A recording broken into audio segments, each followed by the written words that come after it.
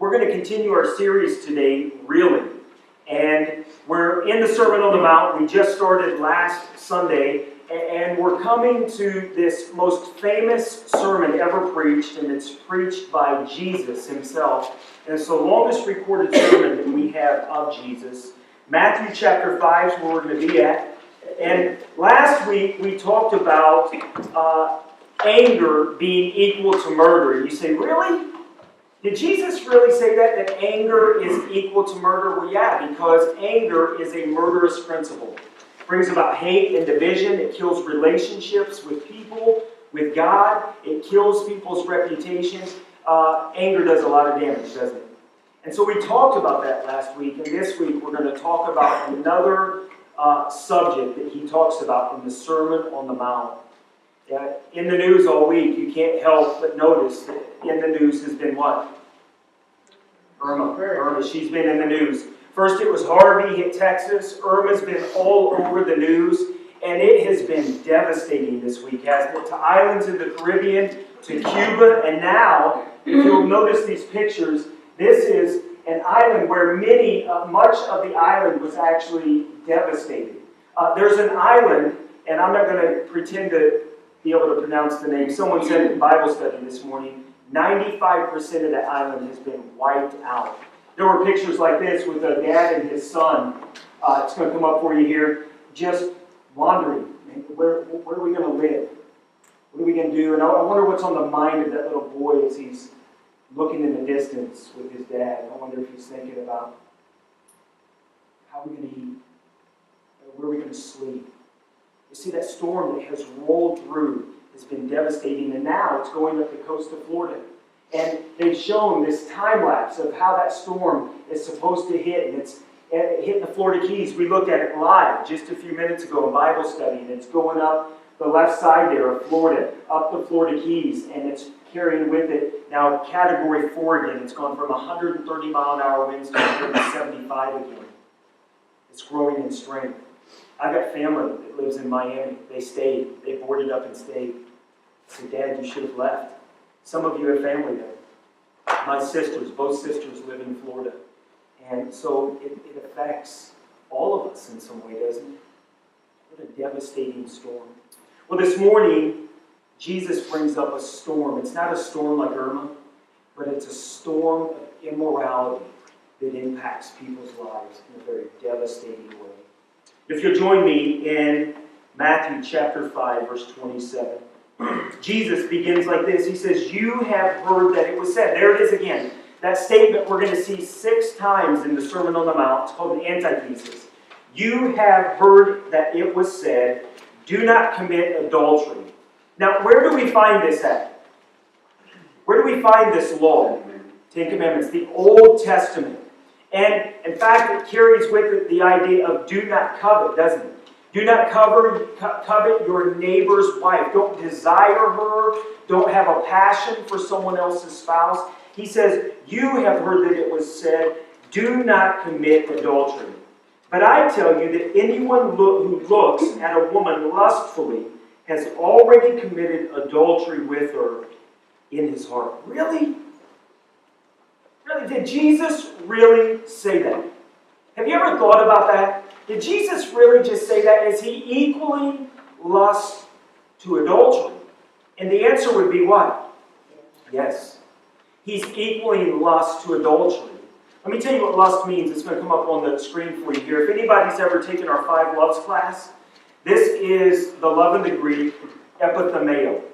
Do you remember what English word we get from this word? Thermos. A thermos that holds something hot. You take the lid off and a burst of steam comes out, right? And so epithumeo in the Greek literally means a burst of passion. Someone who is seeking to pleasure themselves. And so there's this burst of passion that's all about me. Epithumeo, lust. That's exactly what the word lust is in the Greek. Jesus says that if anyone looks at a woman lustfully, he's already committed adultery with her in his heart. Now the women are going, good. He's always speaking to guys who know, let me tell you, He's speaking to all of us. Because ladies, if you look at a man lustfully, the same goes for you too, right? You're not off the hook. Jesus here is dealing with the life of a believer. Remember, he's teaching the crowds, but the disciples came to him, and it says in chapter 5, verses 1 and 2, at the very beginning of this chapter, it says that he began to teach them, the crowd and his disciples. And so he's teaching believers here. And here's why he equals lust to adultery. I want to give you 5 damaging effects of lust. Here they are. Number 1, it captivates our minds. Lust captivates our minds. We know that simply by looking at statistics on pornography, especially among young people today. The statistics on pornography are absolutely off the charts. How many of you kids have phones? How many of you have smartphones? How many of you can get on the internet at any time you want? How many of you have an iPad? Okay? How many of you have a computer? At the click of a button, our kids can be in a world that we don't want them in. But you know what else is crazy? Is that many adult men and women struggle with addictions to pornography today. Lust. We live in a fantasy world. Our kids, they play video games. And if you play anything like Fast and Furious or any of these race car games, many of them have scantily clad women, barely dressed. It draws the eye. It's a fantasy world, and it gets worse than that, doesn't it? I don't even want to know. But we live in a fantasy world of video games and pornography and movies that we shouldn't view, and all of this stuff draws us into a fantasy life that captivates our mind and holds us captive to our thoughts. Here's a second damaging effect. It consumes our motives. Because here's what lust does. When we focus our attention on something that we shouldn't have and something we shouldn't want, then it takes our heart to places it shouldn't go. And we begin to pursue those things, right? And when we pursue them, it's all about satisfying who? Me. It's all about satisfying me, myself, and I. And it consumes our motives. And number 3, it corrupts our morals. You just think about that. You know, we have phrases in our culture. Married people will say, I even hear it at the gym. Hey, I can look, I just can't touch. But do you know that when we think like that, it really begins to corrupt our morals? You see, we begin just to walk that gray area, right? And as soon as we start walking that gray area, it's like the frog in the pan, isn't it? Well, you know that if you put a frog in a pan and you just turn the heat up a little, a frog will actually sit in that pan and will get used to the temperature, will bring its body temperature up to the temperature of the water. And if you keep turning it up, you know what a frog won't do? A frog will not jump out. A frog will continue to do that. You turn it up subtly, subtly, subtly. You finally have that on high and the water's boiling. Do you know what a frog does? Cooks from the inside out because they continue to raise their body temperature. They will not jump out of the water. You know, sin is so subtle, isn't it? We're like the frog in the pan many times. And it corrupts our morals. Number 4, it crushes marriages, doesn't it? Lust crushes marriages. What wife here wants a man who's always looking around? What wife here wants a man who's always looking at some other woman? Any wife care to say, I do? You don't. And what man wants a woman who's always looking around? Who? Nobody. None of us here. And young people, who wants a marriage like that in the future? Do you? It crushes marriages. And you know, we are raising a generation of kids that have watched marriages fail because of lust and adultery, because of affairs. And number 5, it contradicts our message, doesn't it? Well, I'm a believer, but here are the things that I can do. It doesn't match up to Scripture, I know, but God must be okay with it, right? No, it contradicts the Christian message. And we can't say we follow Jesus, that we believe in Him, that we love Him, and walk in a way that dishonors Him when it comes to lust. Lust always leads to adultery. Oh, it may not be physical, but here's what Jesus says. You've already taken your mind there. You've already decided in your fantasy world that that person could satisfy you, could please you, and where does that take you? When does that stop? It contradicts the Christian message. We can't be both. Where our heart is, there we are also, right?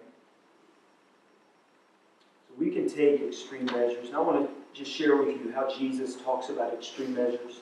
Verse 29, join me there. He says, if your right eye causes you to sin, gouge it out and throw it away. That's kind of freaky, isn't it, kids? Just gouge your right eye out. Anybody feel like doing that today? No? Well, let me just say, he's not being literal here.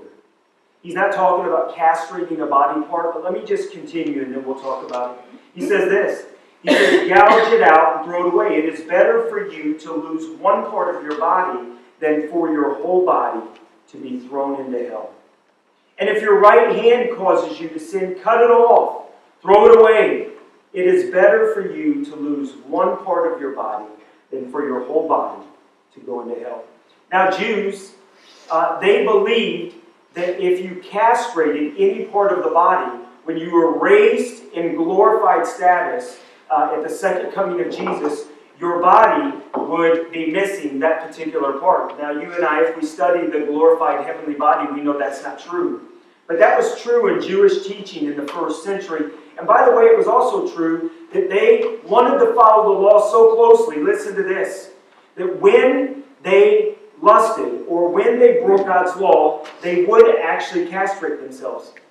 Some of them would actually go, here's what I ought to do. Because if I remove a particular body part, then I can obey God. But you know what? Lust takes place first. Where? In the heart, in the mind. Right? And so Jesus, he says, you take some extreme measures in your life. He doesn't literally mean gouge out your eye, cut off your hand. But he's saying you take extreme measures to deal with the sin in your life. Do we do that? Do we take extreme measures when we realize that there's sin in our life that dishonors God? Do we take extreme measures? I want to share with you 3 ways that you and I can take extreme measures against lust. We have to say that it's an issue, right? If it was an issue then, Jesus wouldn't be talking about it if it wasn't an issue, right? He brings it up in the Sermon on the Mount because it's something that was so heavy in that culture. People were acting so lustfully, and not only were they thinking about it, they were acting on it. And guess what? It happens today in the 21st century. As a matter of fact, Paul said things go from bad to worse. We've gone from bad to worse in our culture, haven't we? Anything goes with sexual immorality today. Anything. And discuss God. So we can take extreme measures against lust by, number 1, making a covenant with our eyes. You say, what do you mean? Well, you make an agreement with your eyes. That's what Job said in chapter 31, verses 1 through 4 of the book of Job. You know the life of Job. His life wasn't easy. As a matter of fact, God allowed Satan to attack him, take everything from him. And the whole point was that Satan was saying, look, if you do this to Job, he'll curse you and die. He'll walk away from his relationship with you. You know what? Job surprised Satan. Because when Job lost everything, he was faithful to who? God. And listen to what he says in chapter 31, verses 1 through 4. He says, I made a covenant with my eyes not to look lustfully at a young woman. For what is our lot from God above, our heritage from the Almighty on high? Is it not ruin for the wicked, disaster for those who do wrong? Does he not see my ways and count my every step? I love that. Does he not see my ways and count my every step? But look what he says. I made a covenant with my eyes. I made an agreement that I wouldn't look at a young woman lustfully. In fact, Job made a covenant he wouldn't look at anyone else but his wife. He was a married man. And he said, I'm not going to look as if someone else can bring me satisfaction other than her. I'm going to be faithful to God, and I'm going to be faithful to her. And you know what's the worst thing about lust? Is that lust is actually unfaithfulness to God first, isn't it? And unfaithfulness to our spouse second. Job made a covenant with his eyes. And there are plenty of other scriptures about our eyes, by the way. Here's 1 John 2:16 and 17. And John writes this, he says, "For everything in the world, the lust of the flesh, and the lust of the eyes, and the pride of life, comes not from the Father, but from the world. And the world and its desires pass away. But whoever does the will of God lives forever." You see, there's obedience in this, isn't there? And the fact that you and I have to train our eyes. We have to make a covenant that I am unwilling to look around as if God didn't give me enough at home.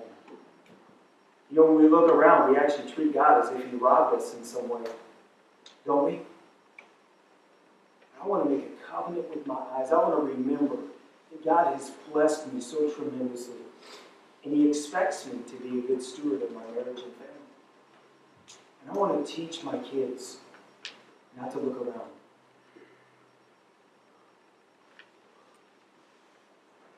We can take extreme measures against lust by number 2, having a controlled mind. Controlling our minds. You know, we take our mind just about anywhere through social media nowadays, don't we? Through the internet, our minds can go anywhere. But in Romans 12:1 and 2, the Apostle Paul, he tells us how we ought to train the mind. He says this, "Therefore I urge you, brothers and sisters, in view of God's mercy, to offer your bodies as living sacrifices, holy and pleasing to God. This is your true and proper worship. Do not conform to the patterns of the world, but be transformed by the renewing of your what? Mind." That transform there is the word metamorphosis. It means to change the mind. It says, "Do not conform any longer to the patterns of the world, but be transformed by the renewing of your mind. Then you will be able to test and approve what God's will is, His good, pleasing, and perfect will." We have to train our mind. We have to retrain our mind. The world, it keeps trying to have influence on us, on the family unit, on marriage, on our children. And guess what? The world is winning. But God is still in control. There's a remnant of people who are willing to live to God's calling. There always is in every generation. There's a remnant of people right here in this church who will take this message seriously and who will make a covenant with their eyes, who will live with a controlled mind. Colossians 3:5 and 6. Again, the Apostle Paul writes this, "Put to death, therefore, whatever belongs to your earthly nature, sexual immorality, impurity, lust," there it is again, "evil, your evil desires, and greed, which is idolatry. Because of these, the wrath of God is coming." Listen, God is going to judge the world, isn't He? And if we're living like the world, we are going to fall into the hands of judgment of the Almighty God. God is looking for obedience from believers. And we can take extreme measures against lust by having a committed heart. Having a committed heart. Proverbs 23:12, it says this, "Apply your heart to instruction and your ears to words of knowledge." Proverbs 23:17, "Do not let your heart envy sinners,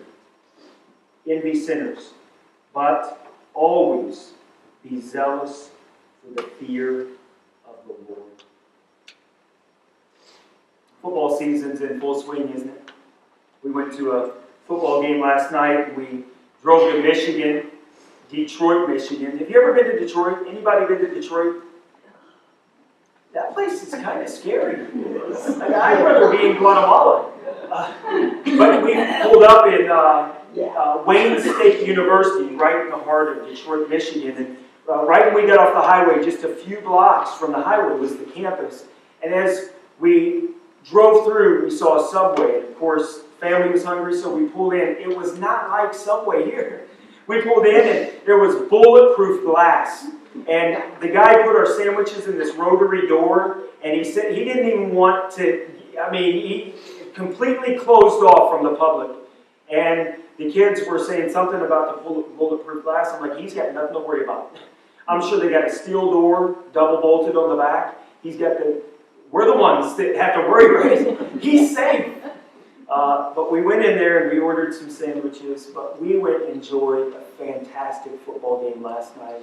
And the University of Indianapolis Greyhounds, which our son plays for, his fifth year of eligibility, he's a fifth-year senior, and they had an incredible game. They beat Wayne State last night. I only bring that up because I love football season, especially college football. I'm not sure I like the NFL anymore. But the Colts are lousy. Just being honest. Don't expect much this year. I know, man. I wish I could say differently. But, I bring that all up because many of you guys in here that are my age will remember Roger Staubach. Do you remember him?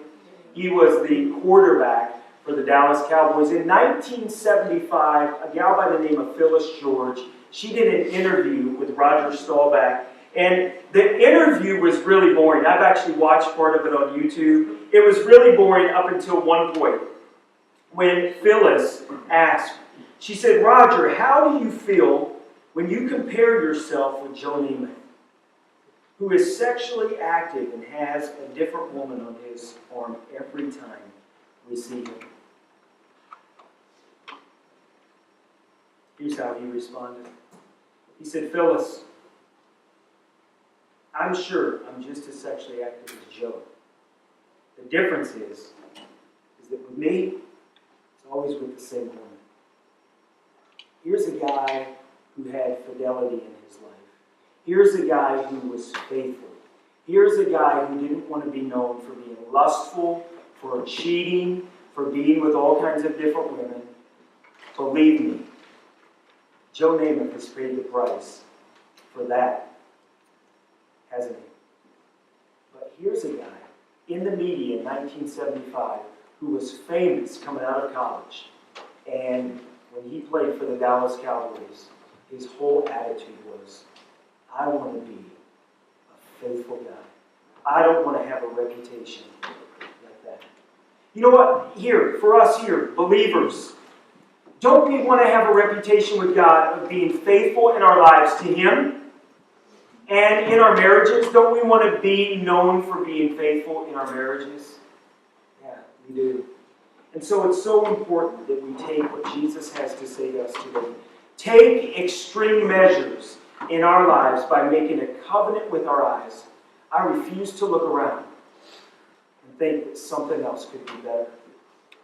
Making a commitment with our heart